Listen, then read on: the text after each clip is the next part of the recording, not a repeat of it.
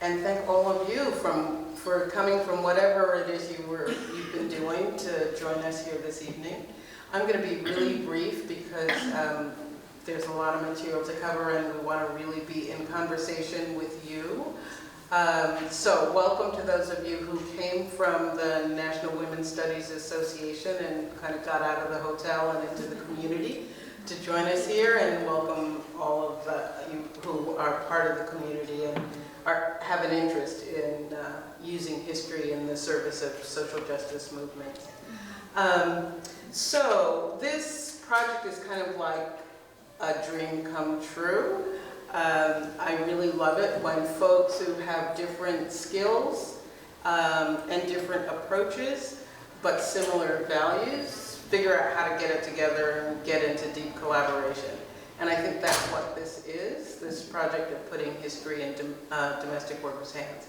So we're going to go right into it. We're going to have 4 presenters, and then we'll open it up and have a conversation and questions and answers and that kind of thing. So our first presenter is Monique Nguyen, and Monique is the executive director at Matahari, which is an amazing organization based in Boston that organizes domestic workers. So I'm going to turn it over to Monique. Thank you. So like this year marks my 10-year anniversary of being an organizer, or just being in the movement. Yes. I'm like surviving burnout right now, so yes.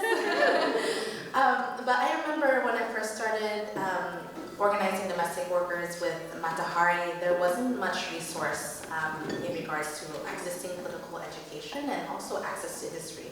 Particularly for me as a baby organizer, new to Boston, lacking networks and not being inside an institution, an academic institution, accessing domestic worker history or organizing models was difficult.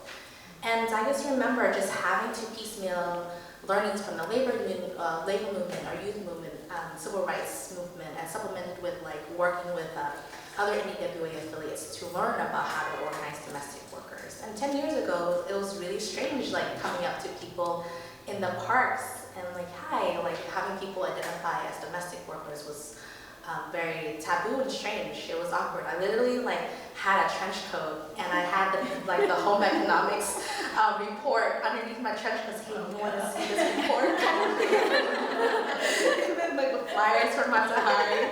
It was awkward, but then over time, after the movement built up, people are proudly saying, I'm a domestic worker now, over 10 years in Boston. You know, it's during that time period that was awkward, but because of the movement and also visibility of domestic workers became more real, it was easier to organize. But it was a long way coming. I just remember that period of not having that information, and I wondered what it would be like if we had the breadth of history and like the like a North Star that we can ground ourselves to. And then whenever we were starting to organize around the domestic workers law around 2010, there was a moment whenever we were researching the domestic workers law, we had to determine what we had access to, like what are we building upon, right? And a legal intern from our legal team who were drafting the domestic workers law, like their research led them to this obscure archive in the JFK library, and they found a letter from Nonia Cass, who was an advocate and a civil rights leader during that time, and she was urging the governor during that time to sign a legislation that would give domestic workers the right to minimum wage, overtime, and the right to form a union. And before then, we had no idea that it actually passed in the 1970s. And domestic workers in Massachusetts didn't know, and we as organizers didn't know. So that one letter right here became like our what's it called, like a holy grail situation, right? When we're trying to like organize people around this imagination around like having rights for domestic workers before us in the 1970s already had this vision and future for us, for everyone, you know? And like after that, I upgraded our organizing material, and we were able to say that we have these rights and we're trying to fight for more rights, and that became big for us. And I used it as like a source of inspiration on my desk because I felt so alone before then. And also I shared it with leaders who also felt alone, because it felt strange, like organizing people, and people were like, what do you mean domestic workers? We don't have rights, like we're not gonna get anything. But like, well, we got something and we're gonna get more. And fast forward a couple years later, we won the domestic workers law in Massachusetts in 2014, you know? And this one letter alone was like, if this one letter gave us so much source of inspiration to move us through this law, what else is there that haven't been uncovered for us to build upon? And I just want to show, like, ever since then with Monique, she became our patron saint at Matahari. Whenever there was a sticky moment, we were like, what would Melvia Cass do, you know? And Angela Foster on the far left here, or far right here, far right. And she was the one that would, I remember this letter that I showed before, she was the one that would come into her office, and I thought she would come and want to get more like paperwork around like the flyers that we're having for the meeting or whatever. She was like, actually, can I get more copies of the letter? Like, I'm passing out this letter in the parks and libraries and to inspire people and remind them that there were like Black domestic workers organizing for us, and what we're doing is building upon that, and it felt more real.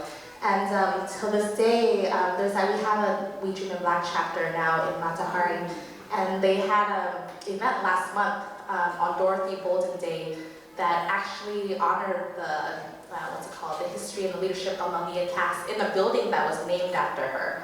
And no one really thought about her as this domestic worker leader, you know?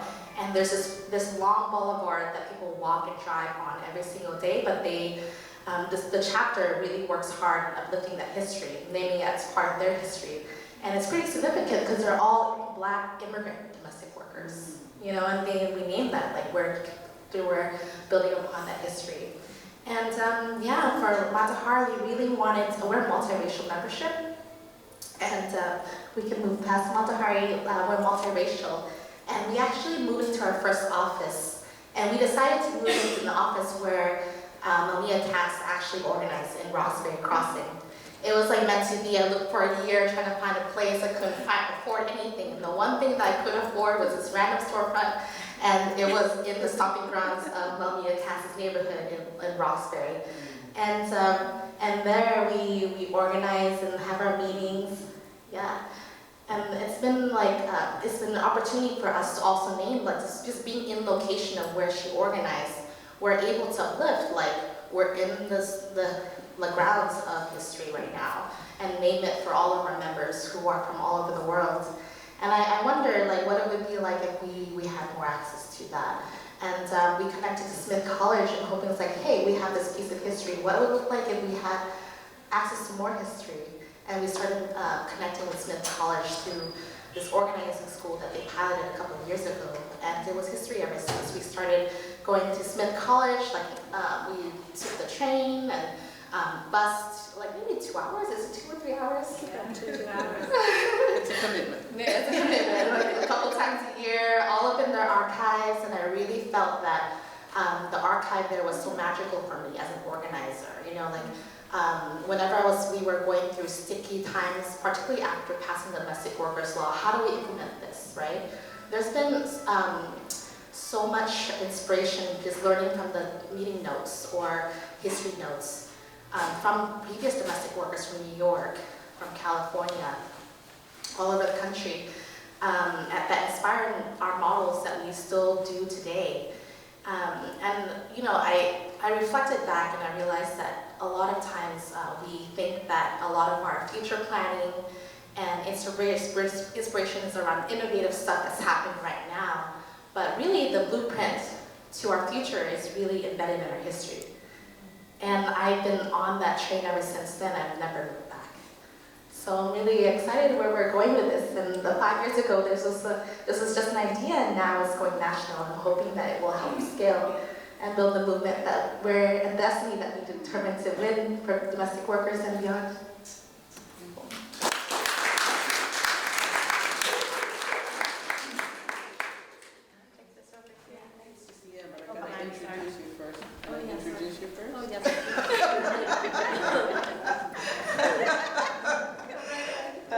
Okay, so next up, up and eager.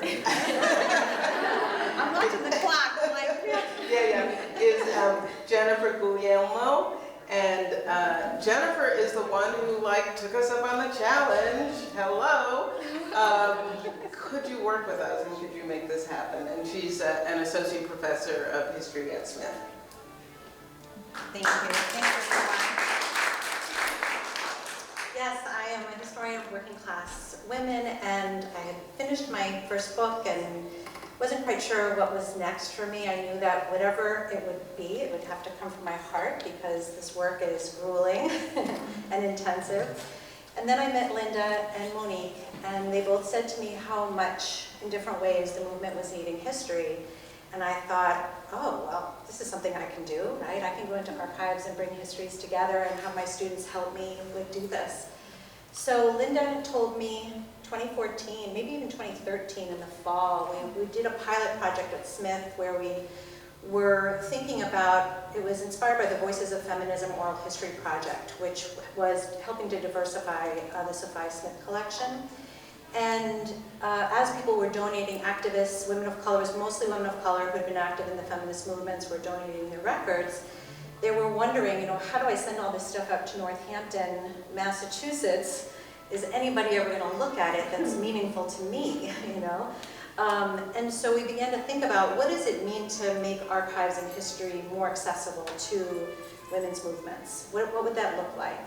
And so we began a pilot project at Smith that Monique and Linda came, and other organizers from economic justice, indigenous sovereignty, and reproductive justice came over a period of 3 years, I guess it was, right? And in that process we talked, academics and activists talked, and we learned from each other.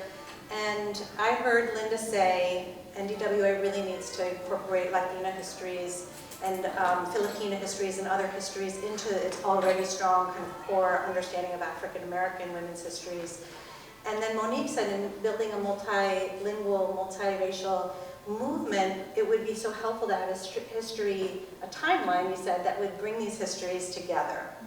So Monique knew about Timeline JS, I'd never heard of such a thing. And so Monique said, what I want is a timeline, and I thought, I could merge both of these interests together. I taught a seminar on the history of domestic worker organizing in the US. My students and I worked on the first draft. I then promptly became obsessed with it and would just spend every free time I had building it more because I began to see how powerful it was. So I just want to show you it quickly.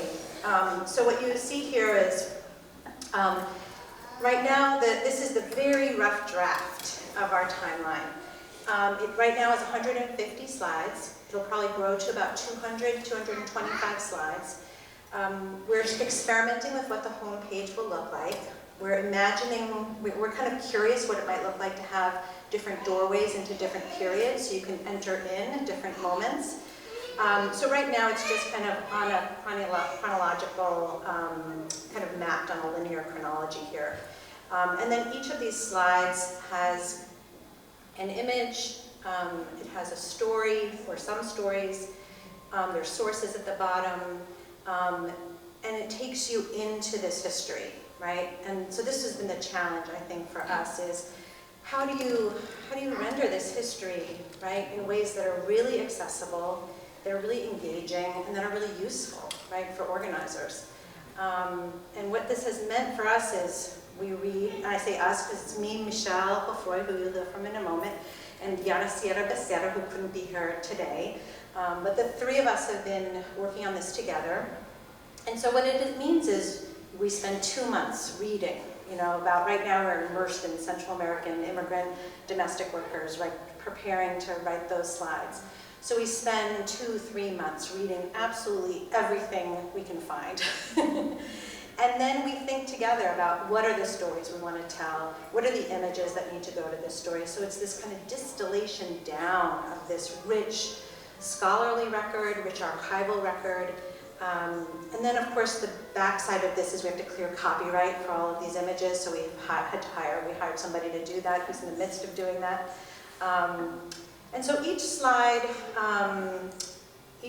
tells a story, and then there are some slides that kind of tell a story together. There might be a sequencing of like 3 or 4 or 5 slides that tell a story together. We've experimented with what it means to make, kind of collect the stories into what we call storylines. This is not loading. Oh yeah, here it is. So to collect stories by region, right? So you can look at the history of domestic workers in a particular region in the US. You can look at it, stories, so it basically aggregates all the slides for a group of workers. So you can kind of see those slides together. You can see here that you can compare different stories and just see those slides in the timeline. So we've been experimenting with how do you make this information as accessible and interesting as possible. Strategies to kind of, we've broken up the different strategies that domestic workers have organized, so you can also kind of aggregate those slides as well. I guess I'll end. Do I have another minute or two? Yes. Oh yeah, thank you. Thank you, Linda. So the other thing, thank you, Michelle, for pointing out the very important thing, which is one of the things Monique told us early on is this has to be smartphone accessible, because most of the workers who are going to access this, it's going to be on their smartphones. And so that's why Timeline.js, right, you chose, because that was something that really worked well on smartphones. So now that we've moved to this whole nother level, and we moved to this other level actually because we have a private donor who had funded the pilot project where we met each other and began this work, and was so excited about this project that was emerging that she decided to kind of unilaterally just donate money to make it happen. So because of that, we were able to hire web designers who are now building this website, and it's smartphone accessible. It actually looks, I think, really nice on smartphones. And I think what I'll do is just show you a little bit about Dorothy Bolden, since we just I wanted to play just a little clip from her oral history, because one of the things we wanted to do is to give workers not only access to history, but access to archives and archival material. You heard from Monique how seeing that letter, right, was so powerful, and so we thought, like, we want the slides to be a way for workers and organizers to access similar letters, oral histories, and other kinds of documents and ephemera from this history. And so Dorothy Bolden is one of the patron saints, I think, of the movement. And so here's an oral history. We've linked to oral histories when we can, or to videos and other kind of materials, so folks can hear this. And I just thought I'd play, just so you can, we'll bring Dorothy Bolden into the room for a minute, just so you can hear her tell her. This is an interview she did in 1978. So I'm just going to play 1 minute of it. And then I heard the word said, I didn't know she was dissatisfied.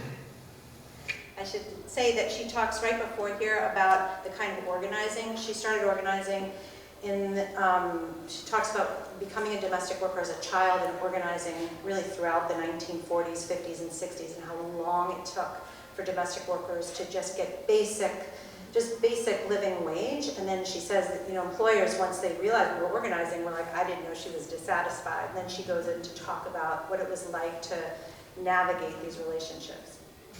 That was a joke. A joke they played on you because they thought she was ignorant. They thought she was dumb. And it hurts. And sometimes I had to cry. And sometimes that make you want to cry. Is to say, how long did they use these brilliant women? Because, see, we had to be brilliant because all we could do was think. You start thinking at 7 o'clock, and you kept on thinking. From week in to week out. So you don't have nobody to talk to. So you had to think, am I right? And you thought about it. You developed a lot in your mind. You didn't have to have an education to think. But God gave you so much wisdom, and you couldn't express it. And you surely, God, couldn't demonstrate it. There's so much that you could do, and you had to stop. And they would ask you questions. They would ask you about your opinions. And you never got credit for your opinions. And you surely, God, didn't get credit for your ideas. So Dorothy Bolden, once the timeline is out, and you'll learn more about her from the timeline, but she's one of the organizers who emerges in the 1960s and 70s and out of the civil rights movement and organizes domestic workers in Atlanta and forms one of the most successful organized chapters or organized organizations of domestic workers. And then she builds alliances with similar organizers all throughout the country, and they form a national movement for the first time by the early 1970s. So you can see this is, a project of the heart. It goes all the way to the present day. You can see here, you get just a sense of just the richness that's here. I love that oral history, because she talks about, right, the brilliance of domestic workers. And I think that's really the spirit of what we're trying to uplift in this project, is to capture and render the extraordinary brilliance of domestic workers for all of us, for other sectors beyond domestic work, and really think about, what can these histories teach all of us, right, about what it means to create a better world. So I think I'll leave it there. Is there anything I would like to add? Thank you so much, Jennifer. And next, we're going to hear from Lisa Moore. And Lisa is the Senior Field Director for National Domestic Workers Alliance. She's been working in domestic worker organizing, I found out today, since 1995, starting with Mujeres Unidas y Activas here in the Bay Area. She's a fabulous organizer and has been moving this project along from the NDWA side. Thanks, Linda. And I just want to acknowledge a few National Domestic Workers Alliance affiliates in the room, la colectiva de Mujeres Unidas y Activas,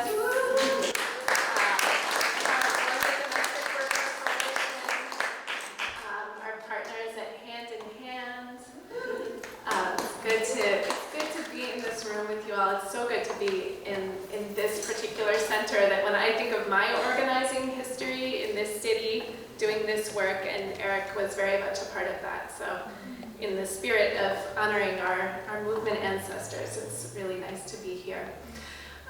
So my entrance into this story the story of the story, comes a little bit after the Smith team had been working with Linda and Monique for a while.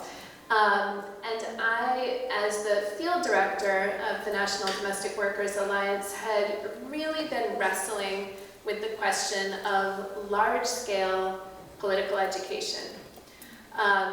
And just to back up a little bit, to talk about domestic worker organizing is unlike organizing in any other sector, for the reasons that Monique named, that actually finding workplaces, any house could be a workplace, there's no way of knowing.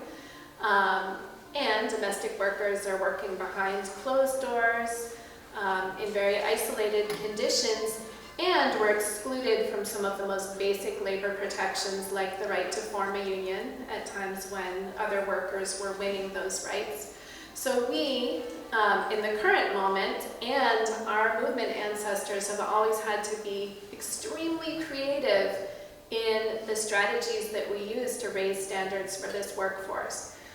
So that means that we now, and generations past, have worked to pass legislation, things like winning inclusion in minimum wage finally in the 1970s after decades of exclusion. We at the National Domestic Workers Alliance have been winning state-by-state domestic worker Bill of Rights to try to right that historic wrong of exclusions from basic labor protections, and also work toward a real vision of fair work.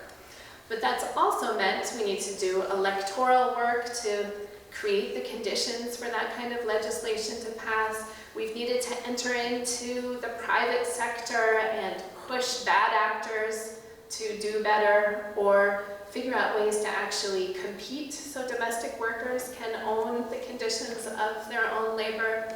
We've needed to do narrative shift work and fundamentally shift the story of who domestic workers are and the importance of this work.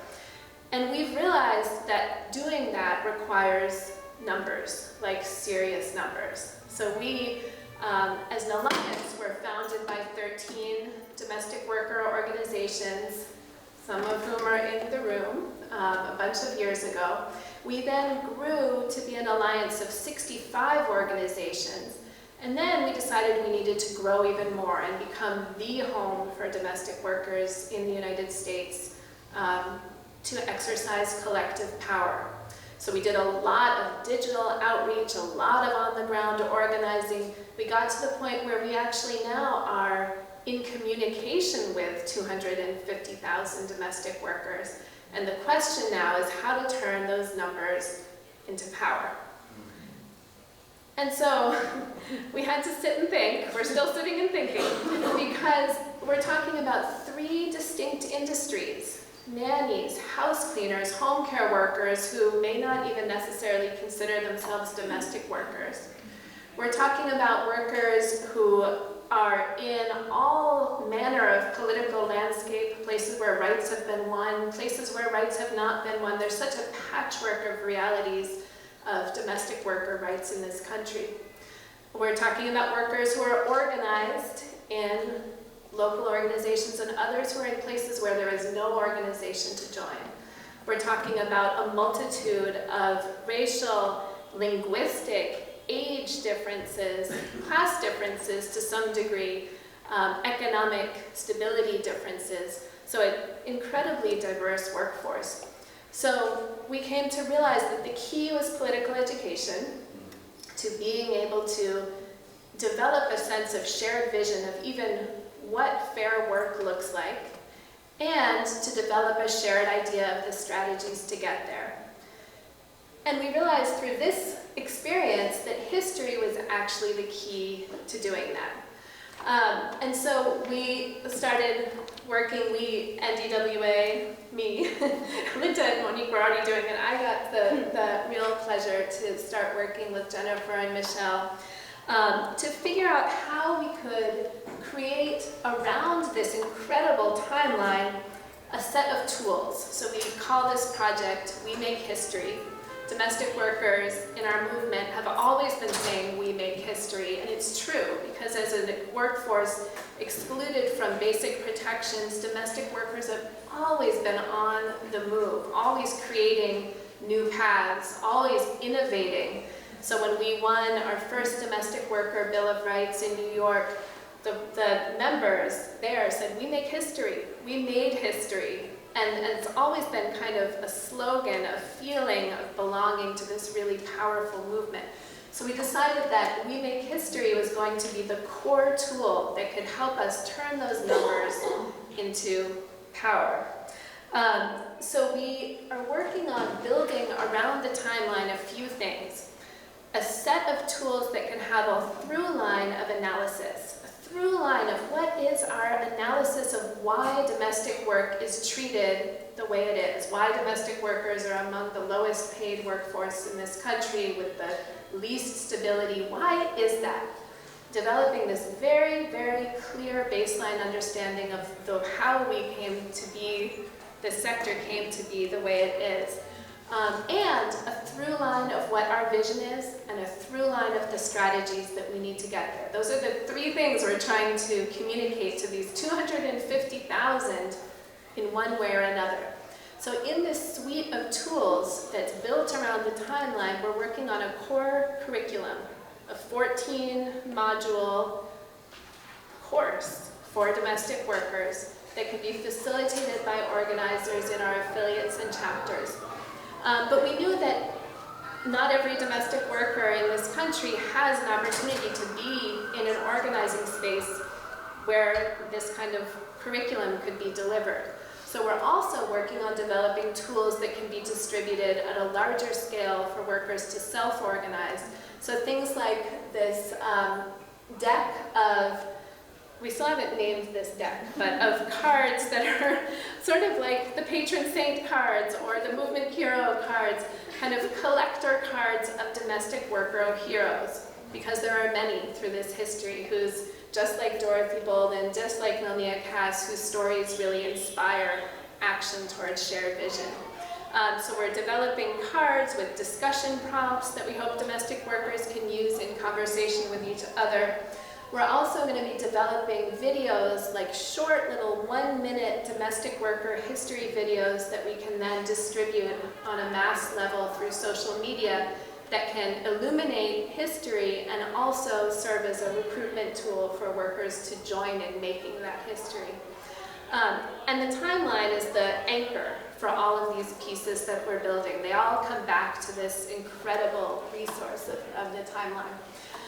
So we've been working on creating these tools together. This is a picture of some of the National Domestic Workers Alliance members reviewing an earlier draft of the timeline tool and pointing out places that it was hard to read, hard to access, or ways to make the timeline a more fluid experience, pointing out places where there was wording that was unclear or stories that were missing. So this has really been this incredibly collaborative process with this team. I love talking about this example as just a beautiful collaboration with some deeply committed academic really superstars who are able to leverage the resources of the institution but put them in service of the people who will use them and turn over control to domestic workers themselves to say, this works, this doesn't work, we want to see more of this, we need to see less of that. So we're still in this design phase, and we're testing curriculum modules as we go along. But there are a few things that we've learned so far that I think really tell that we're on the right path. So we're not done yet, but I think we're headed in the right direction. I want to just share a couple of those stories. So I think one thing that we know is the reason that I think we know that history as a core political education tool is the right track to go. First of all, is that this history really allows us to do something that we knew we needed to do, which is center and ground in a deep commitment to dismantling racism, dismantling systems of oppression. So when our members are able to sit together and learn about how the devaluation of domestic work is really a product of the violence of capitalism and colonialism, when we're able to learn about the legacy of slavery for this workforce, it really forces our very diverse membership to focus energy on the systems that need to be dismantled in order to raise standards for this workforce. So we've been digging into the histories of how different groups of women of color have moved in and out of this workforce at times when their labor was seen to be and treated as expendable. Understanding those waves has really brought our membership together in a shared commitment to target the roots instead of looking at competition with each other. The second thing that's been really powerful is something that we've been trying to figure out how to bridge these three industries.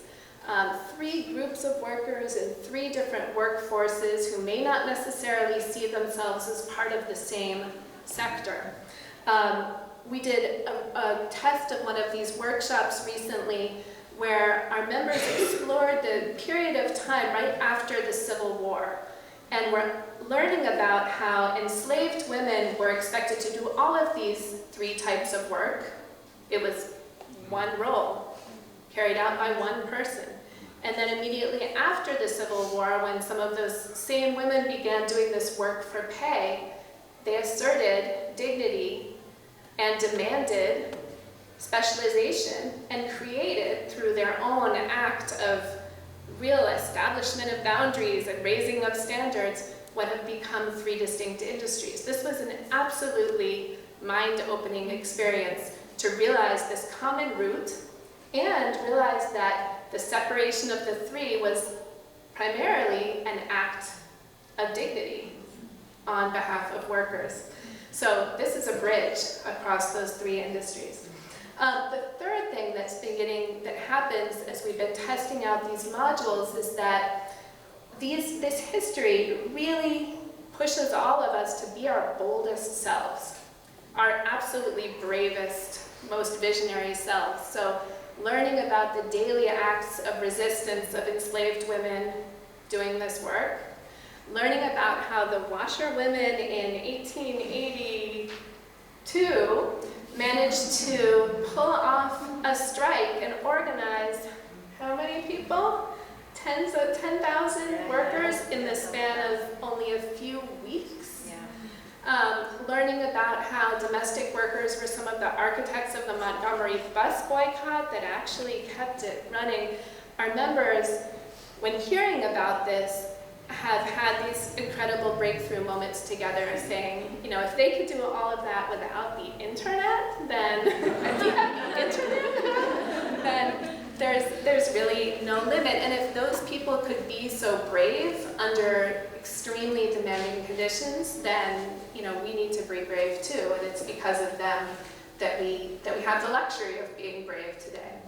And then the fourth thing that I also think has been really beautiful is that this history holds us to really sort of a high level of accountability.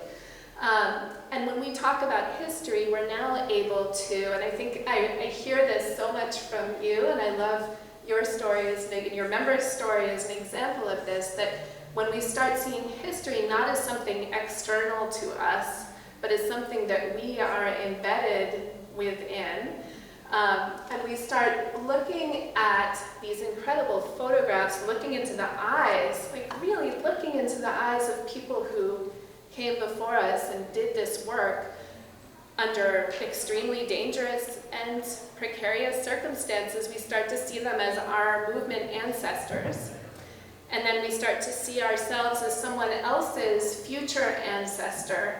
And that means deep accountability to the people who came before, deep accountability to the people who come, and that deepens our accountability in the moment. So this is a picture of some of our members drawing themselves into the timeline. So they had just looked at all of these slides and then said, you know, 50 years from now when someone else is organizing this workforce, what do I want them to see about me and my contribution? So these are slides of seeing ourselves in that timeline.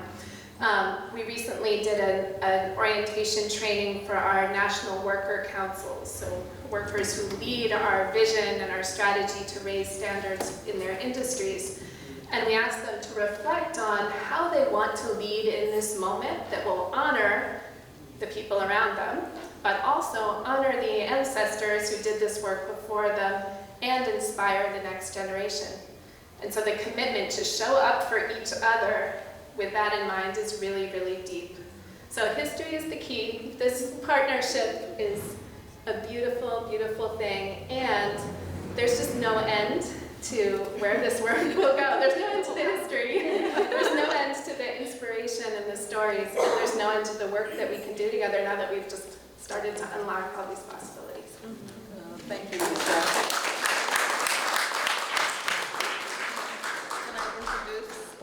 Can I introduce her? Sorry. We're all excited. Maybe not necessary. Michelle, don't forget you have a mic right by your Yeah, maybe doesn't need any introduction kind of situation, but I'll just say a sentence anyway. I'm going to just do this. Given time, I'll just do this and we can look at other stuff as well. So, the next person who's going to present is Joffroy. And Michelle is a professor of Spanish and Portuguese at Smith College, and she's also done a lot of work on cultural production at the U.S.-Mexico border and transnational social movements. So, Michelle. Thank you.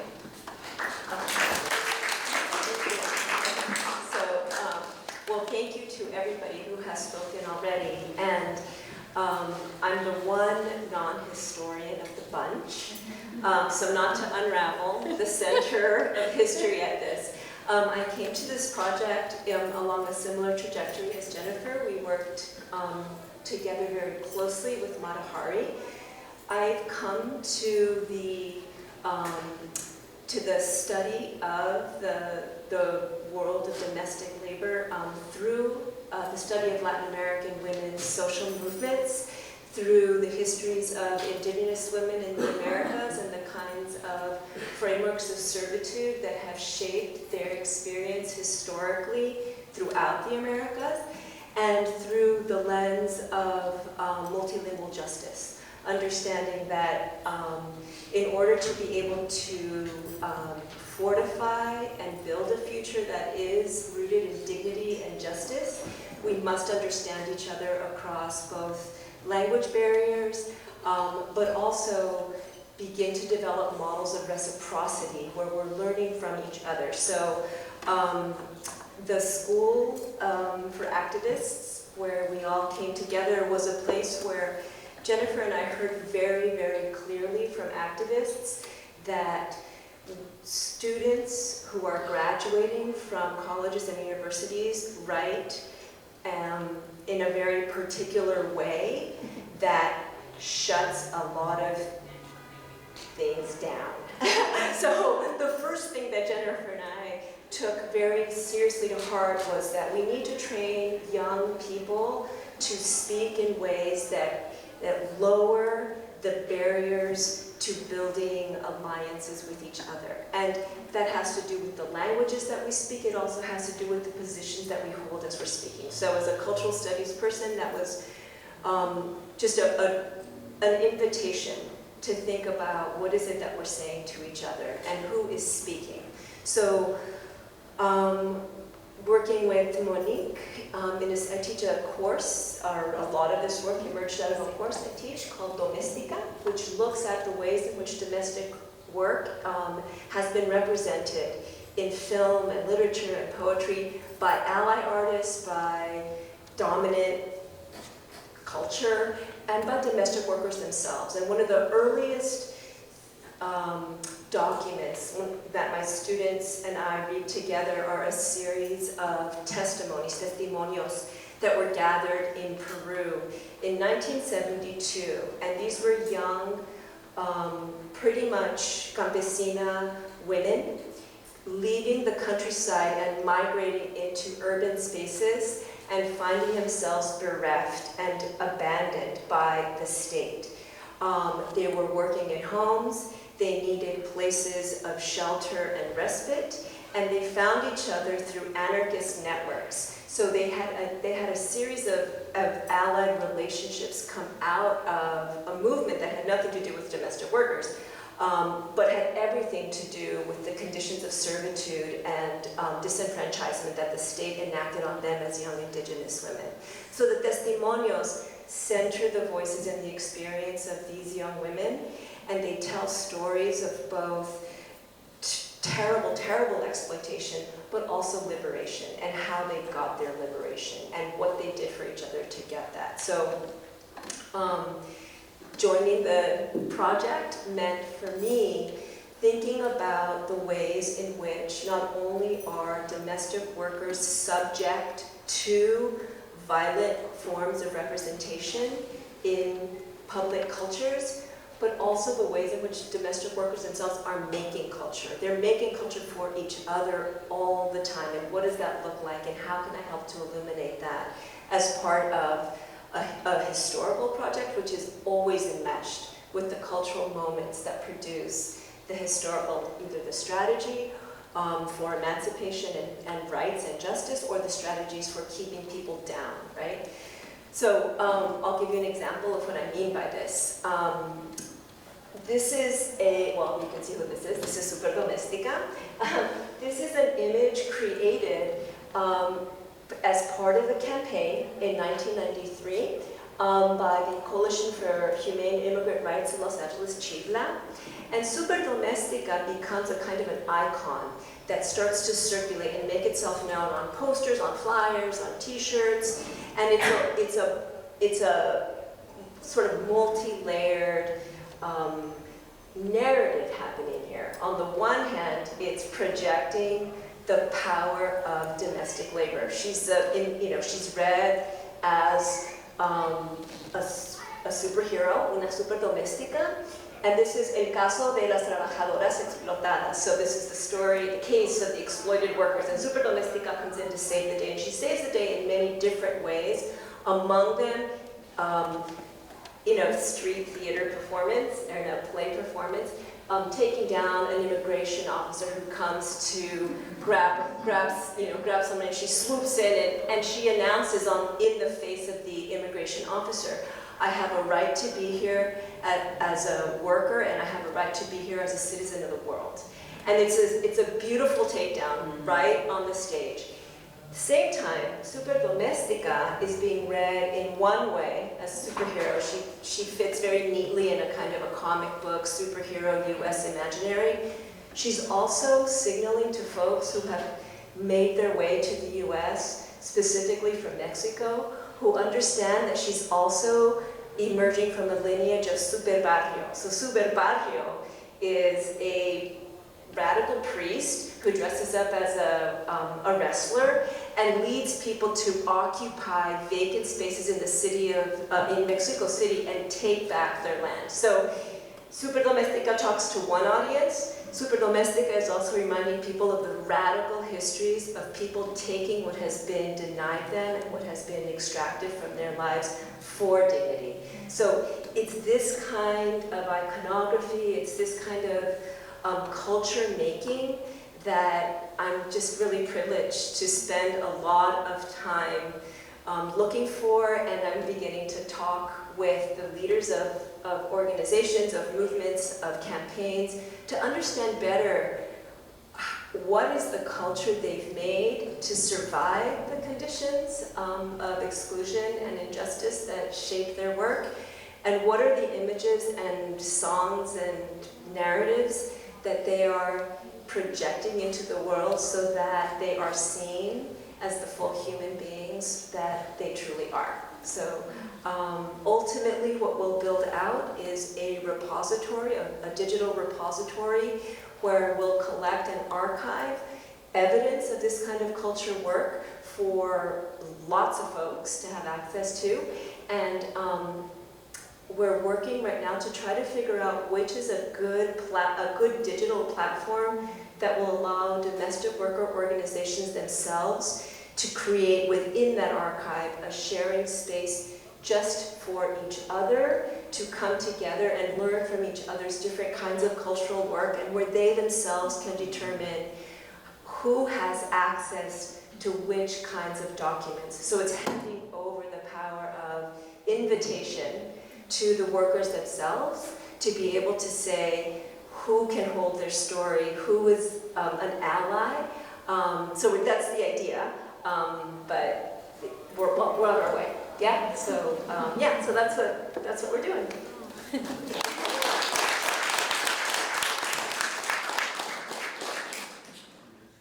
Thank you so much to all of you. This is a really exciting project, and I'm really looking forward to our conversation.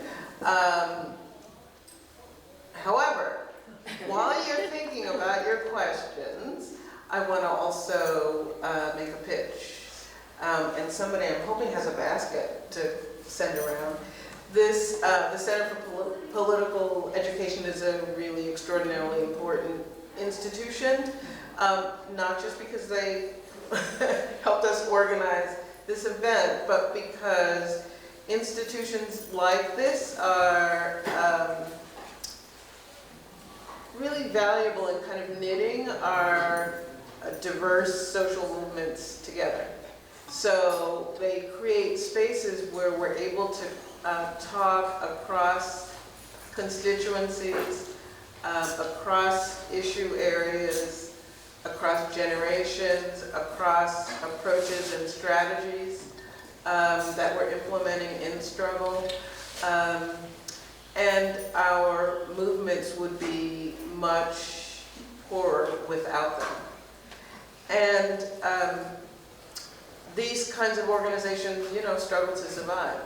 So I want to also give props to Rachel and Isaac, who's sitting in the back, who kind of took hold of the Center for Political Education at a time when it was going through a transition and sorted out for us how it could survive and thrive, and what it would take to create an institution that had a really serious impact in our political community.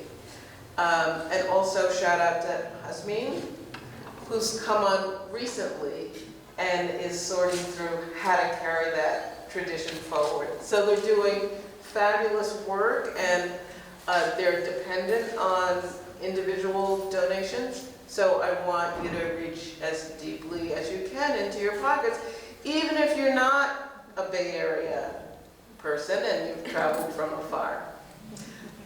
Yeah, okay. So while that bucket is going around, and it is going around, right? It's come back. Okay, already. Did everybody get a chance? Yeah? Okay. You can also give on your way out if you didn't get a chance. So, yeah, so I want to first pose a question to you all, and then you all pose questions, hopefully, to these four amazing people up here. And that is kind of what resonated for you in this presentation, and are there approaches that have been revealed here that might be of use in your own work?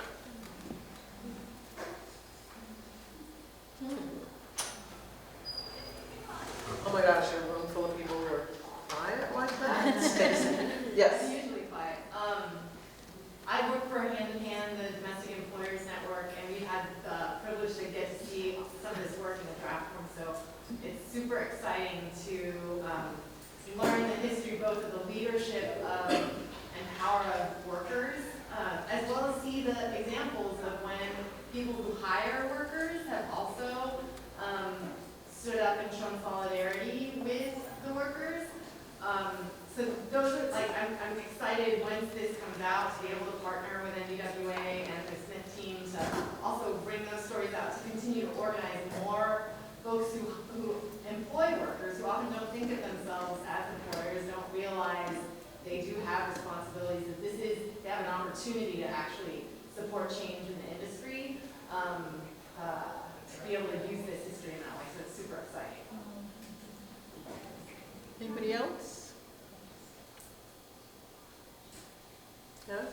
I should also say that in the room there's a whole set of scholars, I'm not going to call each and every one of you out, who have, whose work is at the service of social justice, and who have done deep work on domestic worker history and domestic workers in particular.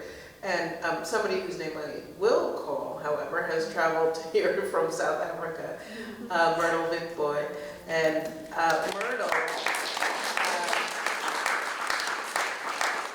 I can't give you a full biography, but Myrtle is an incredible leader in South Africa of domestic workers, and was really instrumental in pulling together the International Federation of Domestic Workers and leading the organizing that won Convention 189, which is a convention on the rights of domestic workers internationally.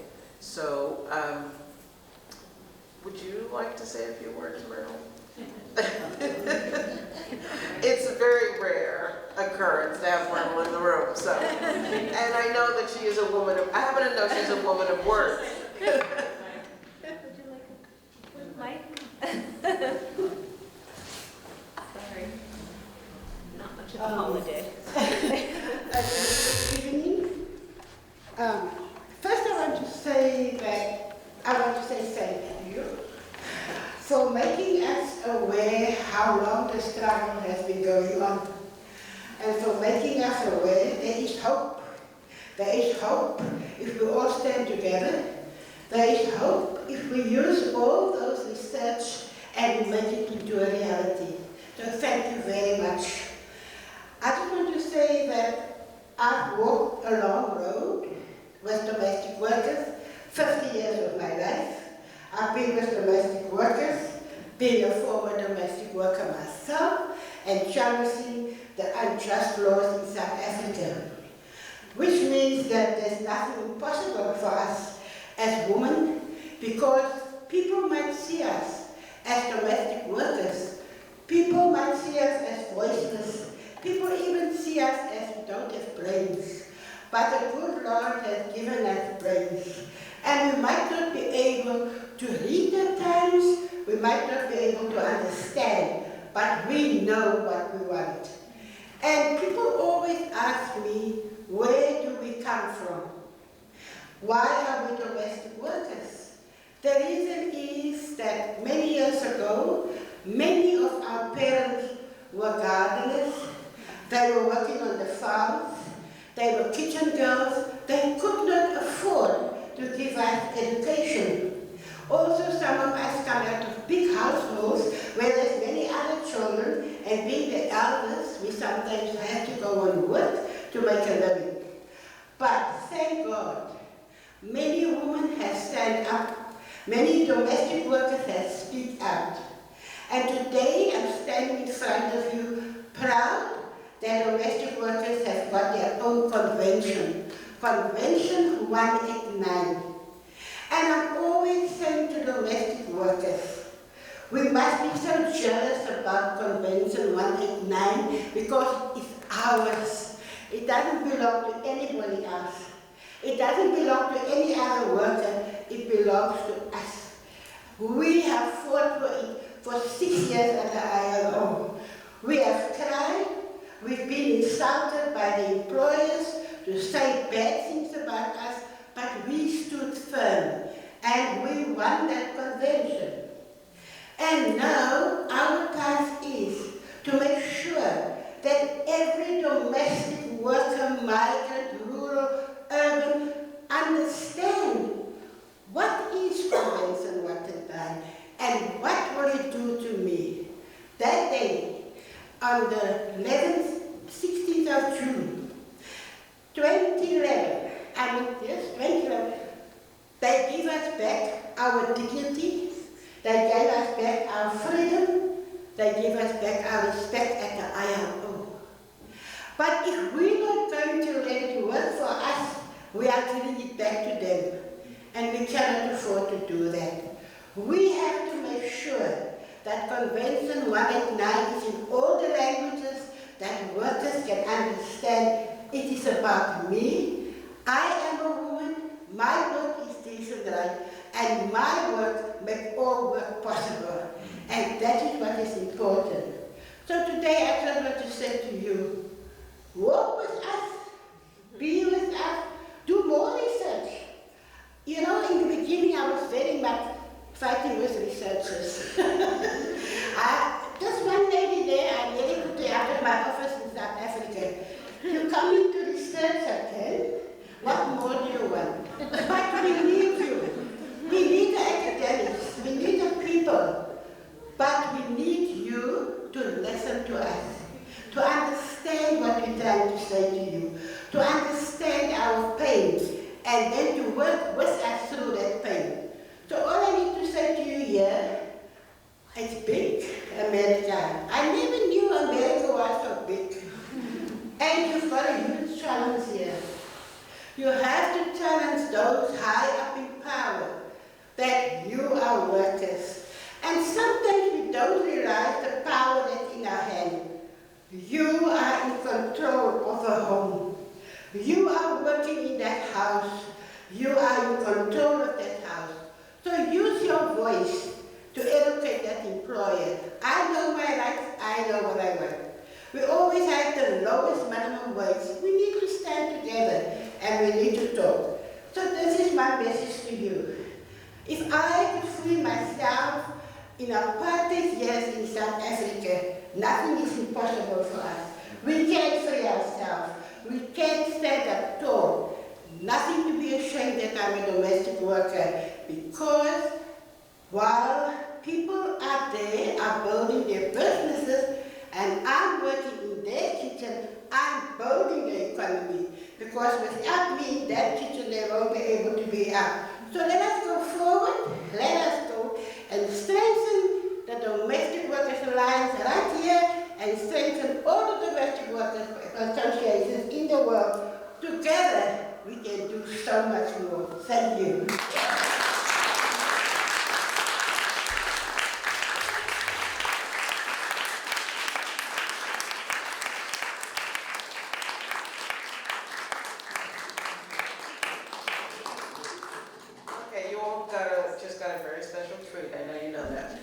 So now, does anybody have any questions or comments about this incredible piece of work that has already been done and that's still in process? Questions, comments, anything? I have comments. Yeah, so, thank you for your work. I think this history is really important, and I appreciate how alive it is. I'm just thinking about how it's useful. I work for National Nurses United, National Union of Registered Nurses. And as we all know, in the United States, organized labor is under attack every day, getting worse. The amount of organized people is relatively small. And in thinking our way through this, a statistic that I read recently was saying that even in relative weakness of organized labor, if you look at organizing drives, when they are led by women, they're more likely to win. And when they're led by women of color, they're even more likely to win. So I'm curious about how you all are thinking about this project in organizing domestic workers, but also in sharing it across the labor movement in the United States and obviously internationally as well.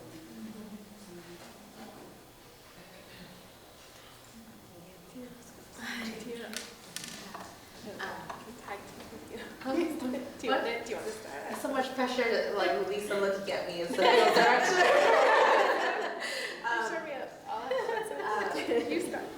No, I actually think that, like, I was asked in another panel, what is there to learn about the domestic workers movement that the rest of labor could learn from? It's just the way that we do it. Because I was just saying this to Mata Hari team the other day. It's like, don't be scared about 2020. We're doing the impossible right now. Right now. We have meetings. People told us that we couldn't organize domestic workers, and we're doing right now. And then having the breadth of history, we reminded that people, they've been doing the impossible every single day, so don't be scared about 2020 and beyond. We're like in this process of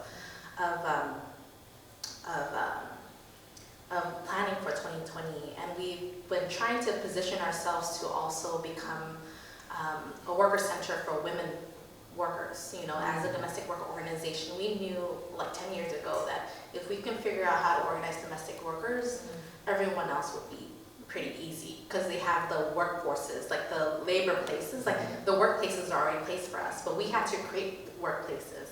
We had to make up the idea that parks are our offices. And then the jungle gym was our water cooler, you know? I had to think about that, and then like everyone's household was a little office that they went to go talk to their executive person, you know? And so like, I think that was like our kind of like our blueprint, and I'm hoping like through this project we can scale and iterate for a movement and folks to iterate back to us too. I've learned so much from the labor movement, from even bus organizing, from civil rights to youth organizing, and I imagine that over time it could be a symbiotic conversation across the movement, and this can be a template, you know. I'm hoping that could be something like we have the infrastructure, and then all other movements can plug and build it upon, you know. So I'm hoping that could be something Mata Hari can use to organize other workers. Restaurant workers are coming in. A lot of our members also move from domestic work or to hotel work, to become nurses, becoming daycare workers. We have to be flexible because this economy, in this capitalist system, people don't stay in their work for much long. There's a lot of gig workers, you know, all that stuff. So it's like very transient, and we have to be a flexible and nimble movement. And I'm hoping that this project could help us figure out how to figure all that out. Yeah, I mean, all of that, yeah. I think we often talk about domestic workers as kind of the canary in the coal mine in a way, and that what is happening to labor in this country, the conditions of more and more workers are the conditions that domestic workers have been organizing under for generations. So as organized labor comes under attack and needs to find new ways of doing things, this is the workforce to look to, because this is the workforce that has always had to find a way. So I think this history tells the story of many times when domestic workers have needed to find new ways. I think about the Urban League. See, I'm like amateur historian next to the professional historians here, so learning from the timeline. Right after the New Deal legislation was signed that excluded domestic workers, workers in St. Louis collectivized and created an organization that represented the vast majority of workers in that city and created a template contract and demanded that employers come to them. They didn't have the right to form a union, but they set collective standards and managed to find a way. And this timeline is full of histories like that. So I feel like, yes, hopefully all low-wage workers sectors can create their own timelines, but also there just are so many stories here that can inspire new ways of thinking and new ways of organizing. Yeah, I think the only thing I'll add very quickly is that we're really, domestic workers also are doing other kinds of work too. So the timeline connects with so many other sectors, whether it's farm work or whether it's restaurant work, or, so that individual stories take you into other work experiences, and then the stories also show what working class solidarity, what that looks like. Right? And how so many of the most successful, like the Urban League movement in St. Louis, so many of the most successful campaigns were organizing campaigns and were really established because of the kinds of solidarity that they had with other workers. There's stories of domestic worker organizers befriending the doorman of the building, right? And how that then gives them access to meeting the other domestic workers in the building, or the Montgomery bus boycott, right, in 1955, and what it meant to build solidarity, right, throughout the entire community. And that was led by domestic workers, but they understood that they had to bring workers into that movement, right, the Black community, but also workers, right, cross-class, right, folks within the Black community of Montgomery. So there's so many stories, I think, that help to establish the kind of labor movement that we're all building and hoping to see. Actually, can I add one thing too? So, and perhaps to build a little bit, I went over here, what am I doing? Sorry. To build a little bit on this question of sort of international and transnational solidarities and what is possible, another amazing series of knowledges that are emerging are around what happened in the US-Mexico borderlands, right? So international borders and capital together are a long, long colonial history. But what we've seen in some of these stories is the ways in which Mexican women working in garment factories and US Latinas working in garment factories get pitted against each other when capital moves. And a story of resistance to that is the 1972 FARA strike in El Paso. They shut down the factories. There's all these displaced workers, and instead of fighting with each other and trying to get the scraps of what's left from capital, they come together and they build a women worker center that's bi-national and trans-border to create economic possibility for each other. And it's that kind of resistance where we refuse to play by the game that capitalism imposes on us, despite the international borders and the nationalisms and the kinds of racisms that fed that. That story comes up, and I think that's another example of labor today is subject to flexible capital but rigid borders, and digging deep and figuring out how have people refused the invitation to tear each other down. These folks have figured that out. I mean, there's so much to learn. So it's local, but it's also scaled out to understand sort of global planetary processes that we're living right now.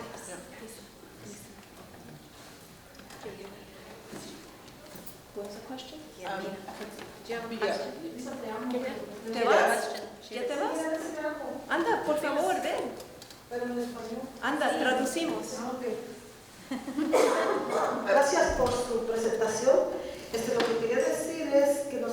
usamos mucho la legacía y los ancestros de las trabajadoras del hogar. So one of the things Guillermina is saying is that they use the legacies, ancestral legacies of previous domestic workers. Casi al principio cuando fundamos la colectiva, para nosotros nos pareció que era una buena estrategia enseñar la historia de las trabajadoras del hogar para el movimiento, porque sabíamos que esto venía muy fuerte. So at the beginning, at the founding of La Colectiva, there was a deep understanding that we had to tell the stories of previous domestic workers in order to fortify the movement. Entonces nosotros la legacía de Bessie, así se llama la trabajadora del hogar Bessie, nos ha ayudado al movimiento y a la educación política para lograr avanzar, organizar a las miembros y tener un mejor entendimiento de que ellas luchemos juntas por la legacía de Bessie, por la legacía de sus ancestros, y esto nos ha ayudado. Tenemos 18 años haciendo ese impacto en la vida de cada trabajadora con estas historias. Y otra cosa muy importante, dice lo otro así, estas cosas muy importantes, así como ella presiona, yo también la voy a presionar. Otra cosa importante, que cuando fundamos la Alianza Nacional de Trabajadoras del Hogar, fue uno de los entrenamientos que logró que se formara la Alianza Nacional de Trabajadoras del Hogar. El taller que dimos sobre historias y el taller que nosotros desarrollamos, el currículo que desarrollamos, me siento muy orgullosa de que están haciendo esto, porque esto es sumamente importante, no solamente a nivel nacional, pero a nivel internacional, porque acabo de venir de El Salvador y no tienen algo así tan importante, y esto va a causar un impacto muy grande. La Alianza siempre está innovando, siempre está teniendo nuevas estrategias para lograr esos cambios. Gracias. Me tengo que ir porque no he visto a mis hijos desde 3 días. Ya casi me divorcio, Lisa.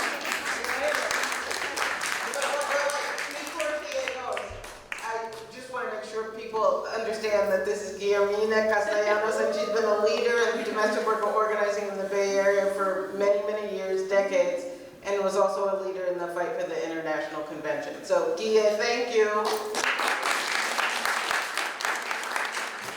I'll paraphrase what Nguyen just said. She's out of the room, I hope I got this right. But Guillermina was saying that there's a story of a domestic worker named Bessie, who's been studied by organizations in our movement for a long time. And when La Colectiva was founded 18 years ago, they started using that story as part of the training and orientation for new members. So Bessie is someone that they carry with them, a worker whose legacy they carry forward, whose children and descendants they think about. This is a worker we don't know. This is, I think, a composite story of a woman named Bessie. And then Guillermina said also at the founding of the National Domestic Workers Alliance, history was an important tool as well.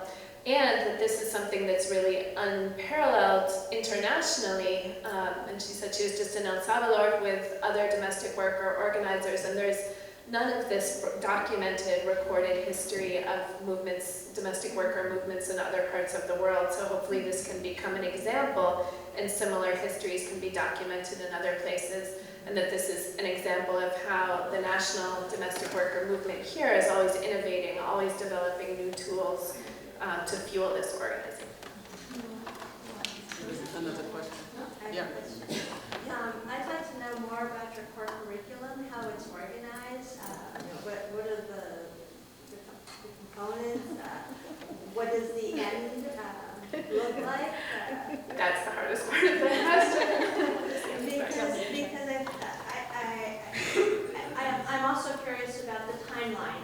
14 modules seems a lot to take in. So it almost seems like a university for domestic workers. So give me a little bit more. What does that look like? Yeah. Sure, it's I can begin. Lucy can help me, and Michelle. So it's the first half is thinking about power. An analysis of power begins with what is capitalism, and then moves into colonialism, the connections between capitalism and colonialism, and then thinking about what is patriarchy, and then a workshop on white supremacy and anti-blackness. So the first 6 workshops are really about power. How do we understand how power operates and how does it emerge historically and what does it look like? And so then we will take 4 or 5 slides, like for example, we're in the middle of testing the workshop on white supremacy and anti-blackness, and we basically created 5 slides that look at the mass criminalization of black women after the end of the Civil War and the way that that becomes a tool to police and detain and incarcerate black women, and how domestic workers are really at the heart of that. It's about keeping black women in domestic work, and the parole system is also hiring them out as domestic workers. And there's been this emergent literature, scholarship, really inspiring, beautiful activist scholarship in the last 5 years, well really the last only couple of years about this. So it was really wonderful to take these books that are impenetrable to most people and think about how do you turn this into 5, 6 slides that workers can kind of sit with these stories, like pick a story, pick a person, and hear her story and understand this. What does anti-blackness look like in this period? And then the workshop asks folks to think about, okay, what does it look like today? How has mass criminalization now expanded to other communities, and how is it connected to mass incarceration? What does anti-blackness look like within our communities, within our own psyches, to really invite people into a conversation, right? And then also think about its relevance for organizing today. So the first half is about power, the second half is about different strategies, legislative, building solidarity, we're thinking about economic strategies, thinking about the gig economy historically, things like that. And each workshop works with a kind of handful of slides and a series of exercises. Diana Becerra Sierra is leading that initiative, and the way that I'm kind of leading and authoring the timeline, primary author of the timeline.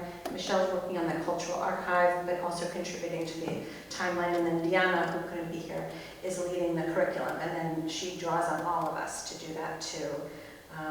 And she's a political educator, worker educator, who's been actually working in service with service workers and farm workers, and has now expanded into doing this work with domestic workers, also a historian of Latin America.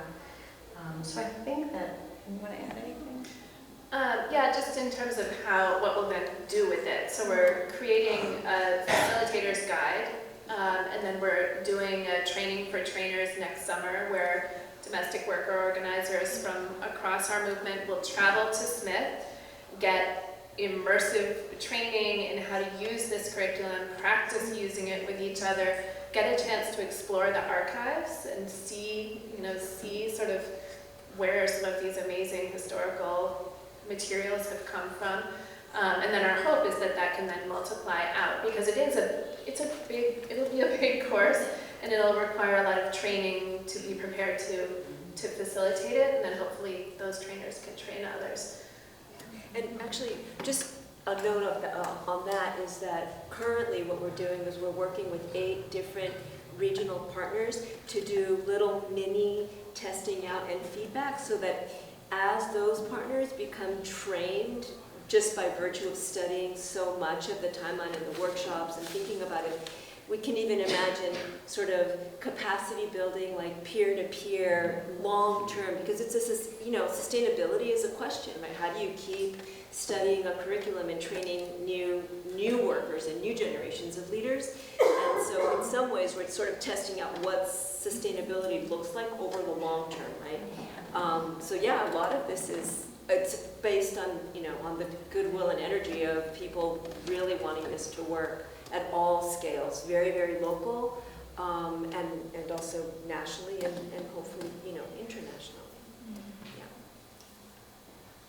Can I just ask a quick follow-up to that question? So is it 14 2-hour modules, 14 8-hour modules? Yeah. My experience, a lot of our affiliates like Smith that's had this sort of practice of 2-hour workshops. So we've sort of designed, like a lot of our political education tools, they're designed to fit hopefully within like 2-hour member meetings or 2-hour, a whole bunch of them, 14 to 16 of them strung together. But there also are modules that will stand alone, so I think we'll figure out ways to make it more accessible if groups can't do 14 or 16. I have a question. Actually, I have a couple of questions. So, what was most challenging about putting this thing together? And are there histories that you kind of know at some level exist but couldn't find materials for? So that's 2 questions. And then there's a third, which is for folks who are contemplating kind of organizer academic partnerships, what should they look out for? And also there's a resources question, but anyway, maybe those 3. Gosh, what's the hardest? You know, for me, the hardest has been untraining myself as an academic to write accessibly and clearly. I've been trained to write in the most convoluted way possible. So I think that's been the biggest challenge for me, is how you just break stuff down, really, in really simple terms, and of course, seeing the enormous value in that. And so I think for me, that's been for us, that's been a really big challenge. And we do it together, the 3 of us, Diana, Michelle, and I will read each other's work and edit it, because it's easier to edit down somebody else's than it is to edit down your own. So that's been, I think, that's probably been the biggest challenge for me. In terms of, I'll just quickly answer your question about the history. You know, finding domestic worker histories is, I think, when you're trained to look for working class and poor women, you know how to look right beyond the dominant narrative and find them. Eileen Morris is here, who knows this very well, who's one of our most important scholars of U.S. women's history today. And so I just have to give it up to Eileen. And who just wrote a beautiful book, Making the Woman Worker, right? That is, well, I'll let you talk about that in a second, but because everybody should know about that book. So I find that I've been trained to do that. At least, you know, I've untrained the writing, but I've been trained to look for where these histories are, that when you look at the surface and they say there was nobody here, you kind of know where to go to find them. I think that I spent the fall really writing African-American, doing the layer and the timeline of African-American women's history. That history is probably, I think, the most well-documented. Working on Indigenous women's histories was really hard. I spent this winter and spring, and we're still working on that. Michelle joined full-time the project in the summer and is now helping me with that. We're doing that together. That's been really challenging, but I think this is where the cultural aspect is really critical, because that's where we can kind of, through the cultural remnants and through the historical record, we can reconstruct a story together. And there was one other thing I was going to say that I'm forgetting now.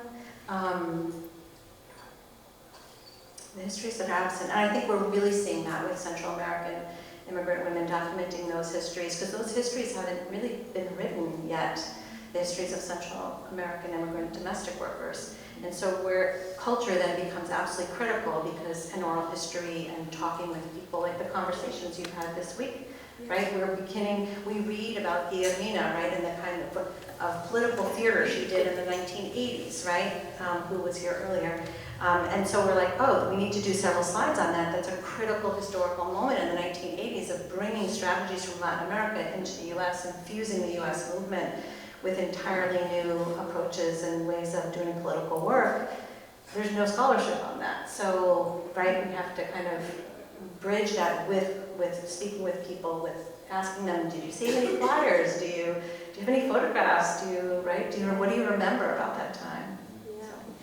Yeah, I'll just tag team onto that, because Kathy Cole has been somebody that you know, again, we read a book and there's a, you know, there are a few sentences which open up an unwritten archive, right, of memory, of flyers, of copies of a theater piece that was written, and she's looking in her files and sharing with us. So there are ways in which reading against the obvious, like you can't expect to go into the archive and find it, but rather, as Jen says, read against it. What is being withheld? And then where can you find what was kept silent in that archive?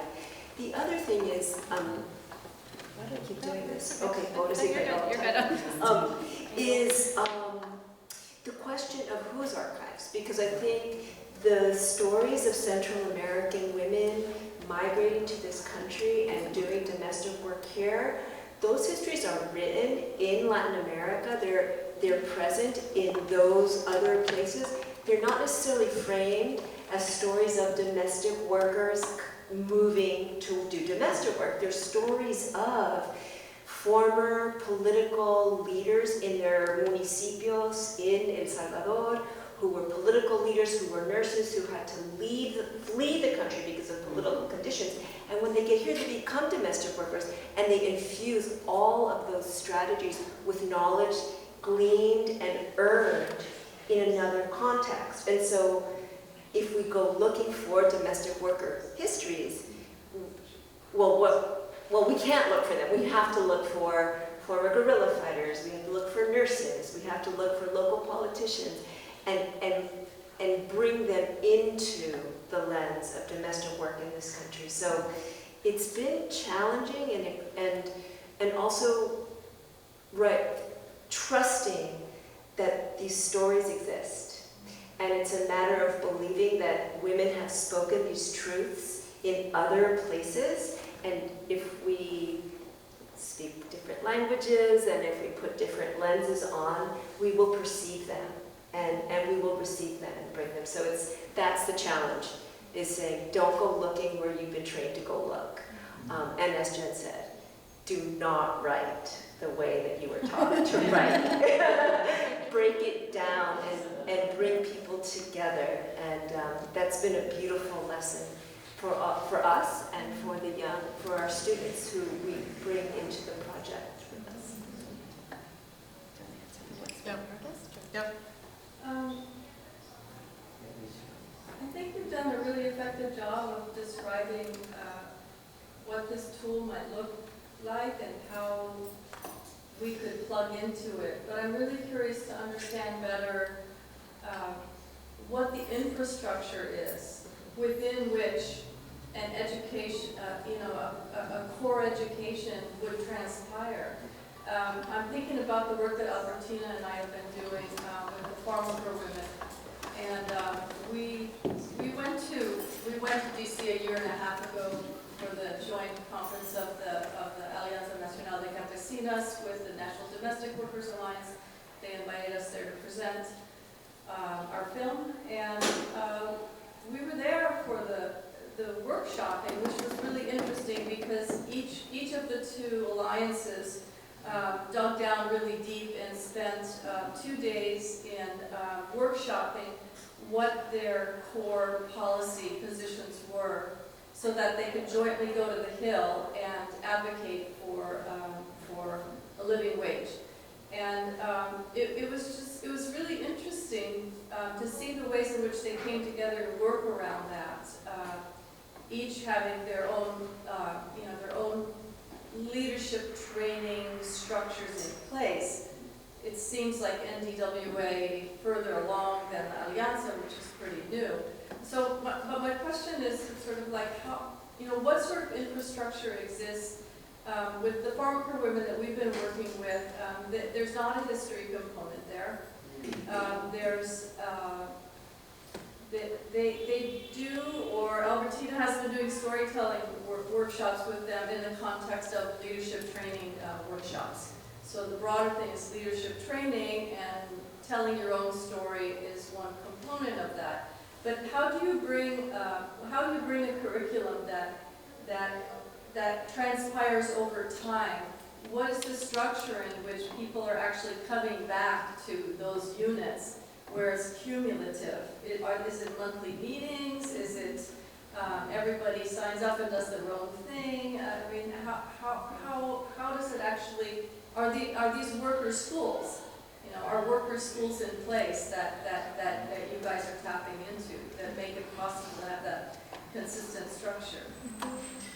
Yeah, so I can start on that. So the National Domestic Workers Alliance, because we're an alliance of grassroots organizations, our 65 chapters and affiliates, each of those is really a school for its members to come to learn to organize together. So all of them have regular membership meetings. Most of them have courses, leadership courses.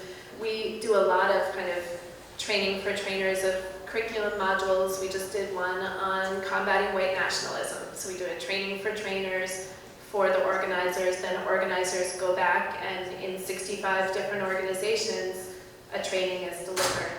That's the main idea with this, that this course will be taught to trainers who will then deliver the course in person in those spaces. We also use technology a lot. So we use Zoom meetings to bring domestic workers together from all around the country to do trainings together. So pretty much the same thing with, you know, a 2-hour meeting, but by video.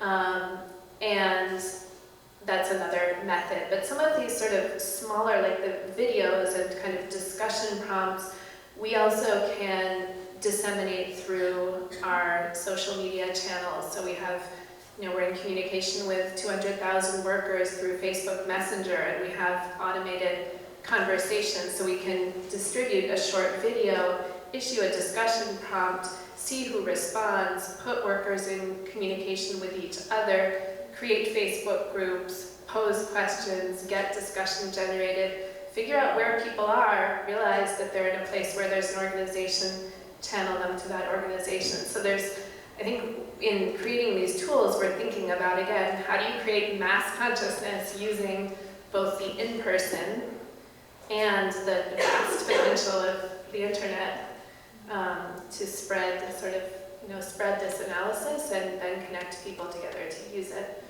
So it's going to take a lot of different forms. That's why there are different tools in the toolbox. The face-to-face is not going to be the only one, though it will be an important one, but it has to be layered with these other tools to reach much broader.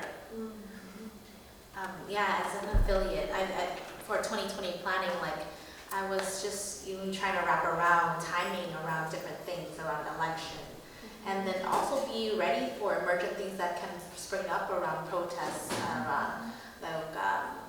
and around what's happening in Latin America, you know, and then having these modules and this tool set as an organizer, just feeling prepared, so have access to that, so I can be able to present and talk to membership around it when they're feeling very like raw and things that happen within the world and also in our movement.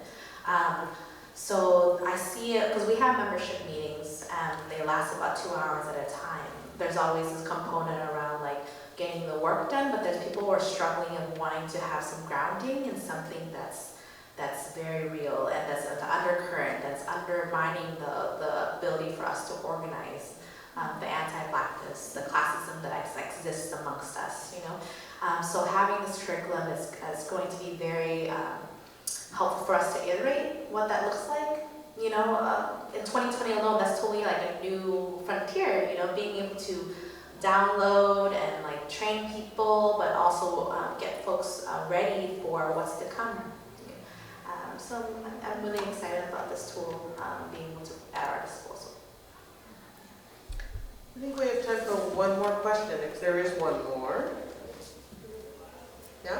It's not a question, but just in terms of resources, people may already know about this, but especially for people who aren't local, we're right next door to the Freedom Archives, which is an archive which collects materials related to radical and progressive history across the world and in the Bay from the late 60s through the 70s and on. So it's just a great resource if you check it out, freedomarchives.org.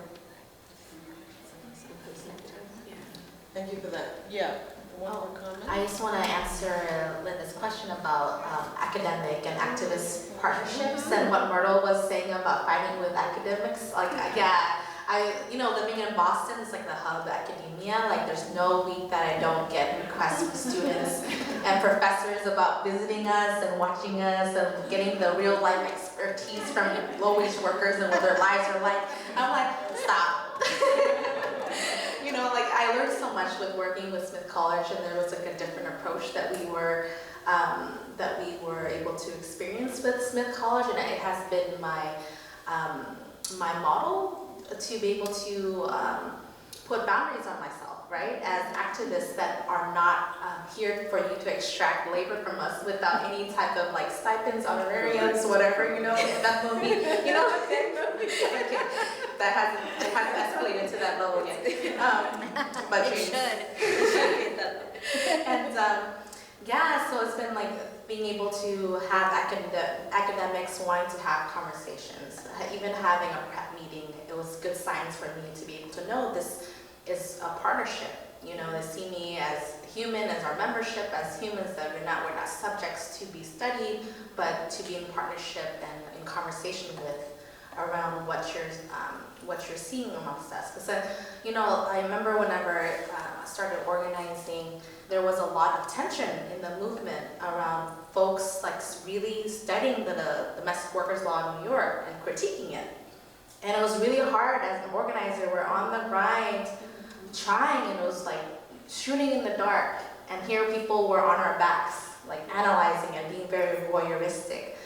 So I'm hoping through this partnership it could become like a model, an example for us, and also heal from our academic and activist mishaps over time. And then I can feel some like. Well, I'm just going to say something about you though, because it goes both ways, and I'm just going to tell a little story about the way in which agency and authority and knowledge was asserted and dignity recovered when we were involved in an ethnography project with interviews and transcriptions and testimonies given by domestic workers themselves. And in the process of transcribing them, the question emerged: how do you transcribe and what do you keep in the written record of an interview, especially when people speak all ranges of ways, right? So there's a kind of a standard tactic within, or strategy, right, within ethnography and oral history doing, and it was creating some kind of tensions. Folks were asking, well, should I write down everything? Do I, clean things up? And Monique stepped in to a conversation and said, well, actually, you're working with Matahari now, and this is how we do it.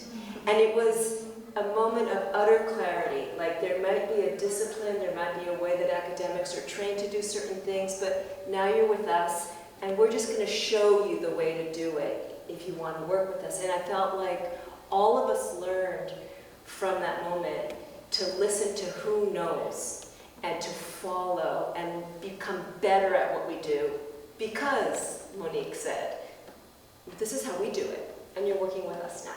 And that's been the ethos, I think, I have felt the whole time, that we're following your lead, and we're really lucky. So thank you. The only thing I'll add is when I landed at Smith College 16 years ago, I'd never inhabited such a resourceful space, such a rich space, wealthy space. And the first thing I thought is, how do I channel these resources out of this community and into activist circles and artist activist circles? So I spent about 16 years doing that, just by inviting artists and activists to come to the college for a couple of days and give them honorarium and put them up in the hotel. And then it just kept it growing. And I feel like this is an expansion of that, of like, what does redistribution of wealth look like? What does it mean to inhabit spaces that have a lot of resources and try and move them into spaces that don't have as many resources? And I think that this project has showed me just the possibilities of what that can look like. Resources, not only just money, right? Because money, I think, is really important. The activists, this is their time to collaborate with us. Takes an enormous amount of time, and so we have to put, cash in their hands in order to make it worth their while, right? But it's also the resources of the archive, the resources of the being able to do research, extensive periods of time at research. So I think, what happened at that really early session when through this pilot project we met with Linda and Monique and so many other organizers, we heard loud and clear this chorus from activists about how difficult, how extractive the academy can be to social movements and what it would mean to undo that. And so I think following your lead and redistributing wealth, to me, those are the two real key principles. So, yeah, I think this has been fabulous. And I want to thank all of you, and thank you all of you for being here and for participating, coming, and the conversation feels like one that could also continue. And if folks want more and they want to wander over to the Hilton Hotel at 8 a.m., you can hear another version of this. Okay, but thank you all for coming.